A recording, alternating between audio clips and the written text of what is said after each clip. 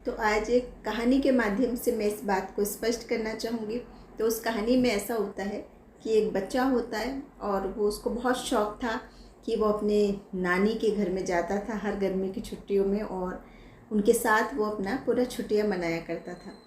तो जब वो धीरे धीरे बड़ा हुआ और उसको लगा कि अब मैं अकेले भी यात्रा कर सकता हूँ, तो उसने अपने माता पिता से कहा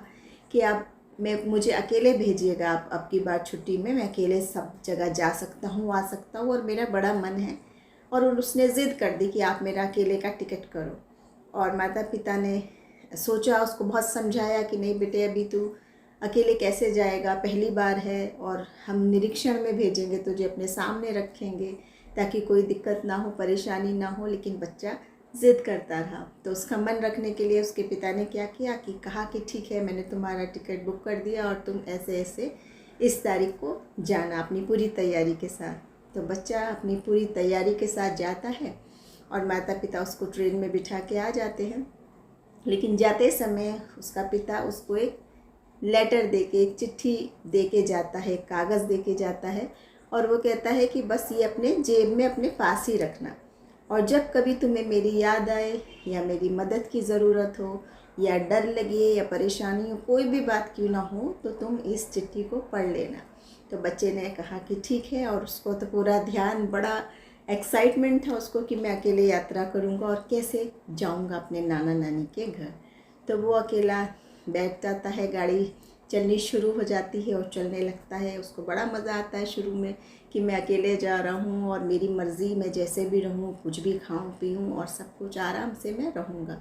कोई मुझे रोक टोक करने वाला नहीं है, और मैं बड़ा हो गया हूँ, मैं सब कुछ खुद कर सकता हूँ। ये सब ख्याल वो करता रहा। धीरे धीरे अंधेरा होने लगा, रात होने लगी और बारिश होने लगी, तूफ़ान होने लगा, और बहुत सारे यात्री आ रहे थे, जा रहे थे। और जैसे जैसे अंधेरा होने लगा, जैसे जैसे तूफ़ान होने लगा और उसने अपने साथ के यात्रियों को देखा, तो उससे बच्चे को थोड़ा डर लगने लगा। अब उसको अपने माँ बाप की याद आने लगी, अपने पिता की याद आने लगी, अपनी माँ की सुरक्षा की और उनके भोजन की, और किस तरह वो प्रेम से रखते थे, वो याद आने लगा। और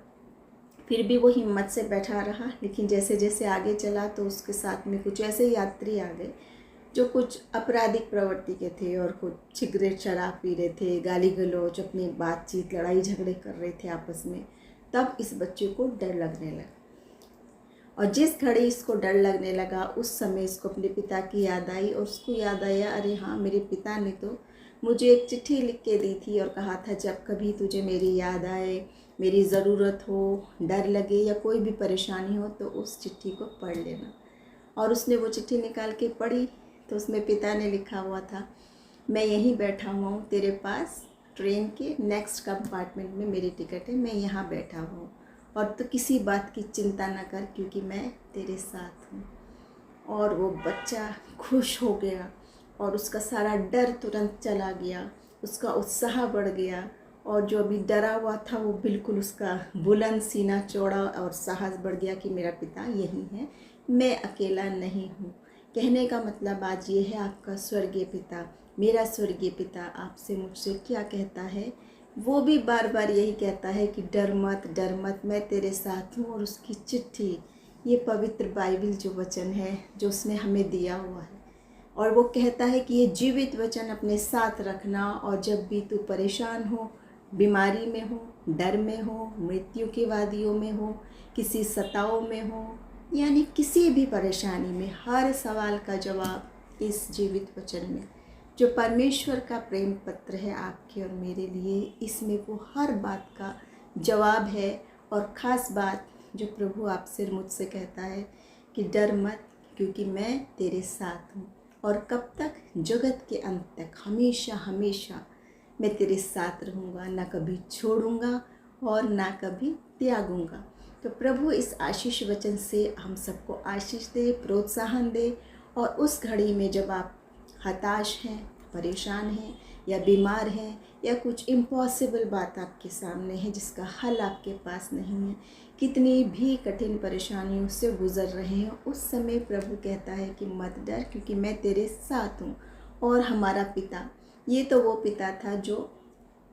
मनुष्य था, जिसकी सीमित सामर्थ्य थी, ताकत थे, सीमित इसकी ताकत थी, क्योंकि वो मनुष्य था। लेकिन आपका और मेरा पिता स्वर्गीय पिता है, जिससे आसमान और ज़मीन का सारा अधिकार जिसको दिया गया है, जो सर्वशक्तिमान है, जिसके लिए कुछ भी कठिन नहीं, कुछ भी असंभव नहीं। वचन क्या कहता है?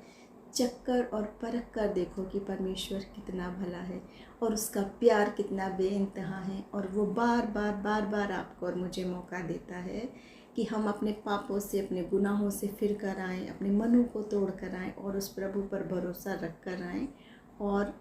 पढ़ें इस प्रेम पत्र को बार बार, जिसमें प्रेम के वचन, प्रोत्साहन के वचन और शांति के वचन लिखे हैं आपके और मेरे लिए। प्रभु इस वचन के ज़रिए हम सबको आशीष दे।